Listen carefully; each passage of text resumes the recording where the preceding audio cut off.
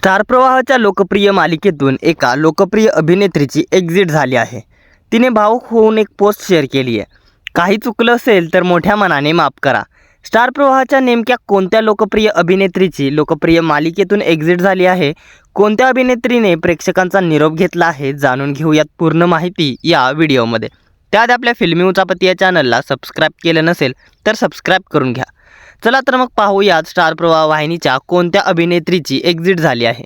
छोट्या पडद्यावर अनेक नवीन मालिका प्रेक्षकांच्या भेटीला येत आहेत, त्यात नवीन चेहरे देखील दिसत आहेत। मात्र असं असताना एका लोकप्रिय मालिकेतून एका अभिनेत्रीने अचानक एक्झिट घेतली आहे। छोट्या पडद्यावर ही लोकप्रिय मालिका म्हणजेच येड लागलं प्रेमाचं।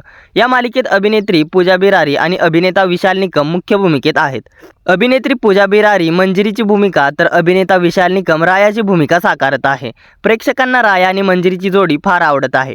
काही दिवसांपूर्वीच ज्येष्ठ अभिनेत्री नीना कुलकर्णी यांनी या मालिकेचा निरोप घेतला। आता या मालिकेतून आणखी एका अभिनेत्रीची एक्झिट झाली आहे। ही अभिनेत्री आहे प्राजक्ता नवनाळे। प्राजक्ता या मालिकेत मंजिरीच्या बहिणीची भूमिका साकारत होती। आता प्राजक्ता म्हणजेच मालिकेतील रुजुताने प्रेक्षकांचा निरोप घेतलाय। तिने एक भावुक पोस्ट शेअर करत आपल्या भावना व्यक्त केल्यात। तिने लिहिलं, हे रुजुता, आय नो सगळ्यात अवघड आणि खूप जड मुवमेंट आहे हा। तो एंट्रीचा पहिला सीन आणि शेवटचा सीन, सगळा प्रवास आठवला आणि राहावलं नाही। थँक्यू सो मच ग गोड मुली। रुजुताचा लास्ट सीन आणि भारावून आलं। रुजुताचा हा प्रवास खूप भारी होता। गेले 2 वर्ष रुजुतावर माझ्या लाडक्या प्रेक्षकांनी खूप प्रेम केलं। प्रत्येक सीनची, रुजुताच्या लुकची पोचपावती कायम मिळाली। 2 वर्षात खूप काही शिकायला मिळालं। आज रुजुताचा गोड प्रवास इथेच थांबतोय। काय चुकलं असेल तर मोठ्या मनाने माफ करा। 2 वर्षाचा हा लाडका प्रवास खूप मोठा आहे।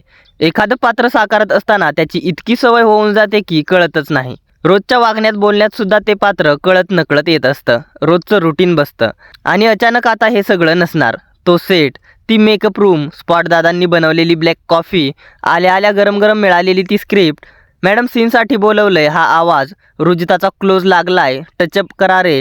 पण या गोड आठवणी माझ्या मनात कायम मी जपून ठेवणार।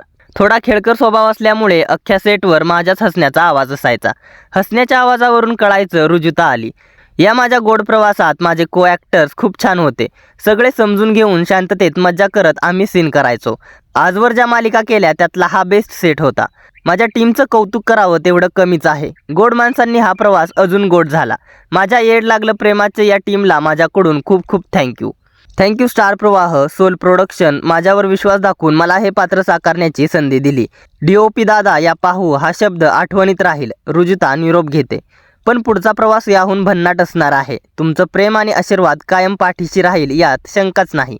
थँक्यू आम्रपाली आम्रखंड, हा गोड मुवमेंट छान कॅप्चर केलास। भेटू लवकरच नवीन काहीतरी घेऊन।